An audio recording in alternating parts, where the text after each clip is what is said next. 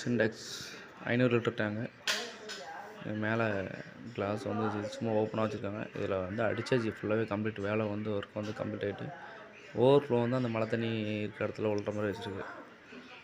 அப்புறம் இது மெட்டீரியல் மிச்சம் மெட்டீரியலு ஜாமான் வாங்குது. மேலே இருந்து அந்த கண்ணாடி பார்த்தீங்களா, அந்த கண்ணாடிக்கு லோடி வர்ற லைன் வந்து டெலிவரி ஒன்று, மோட்டர் லைன் ஒன்று, ரெண்டுமே நேராக கீழே இறங்கி அந்த இந்த டீ போட்டு போகிறது வந்து அங்கே இது வாஷ் பேஷன் போகும்.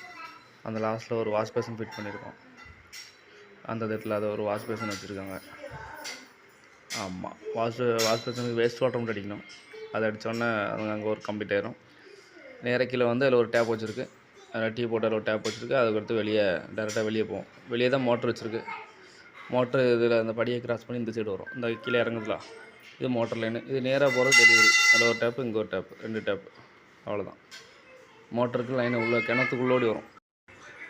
இது கிணத்துக்குள்ளே லைன் இருக்குது. அண்ணா கிணத்துக்குள்ளே மோட்டர் லைன் மேலே வந்து லிங்க் பண்ணியாச்சு. இது உள்ளேருந்து ஒரு பெரிய பைப் இருக்குது. இந்த லைன் சேர்த்தாச்சு. இல்லை 2 வால் போட்டிருக்கு. அதில் சைடில் வந்து அதை வந்து அதில் சேர்த்து விடணும். அதை வந்து அந்த சைடு பிடிக்கிற மாதிரி, மாடு குளிப்பாட்டுறதுக்கு பிடிக்கிற மாதிரி அந்த சைடு தொழு இருக்குது.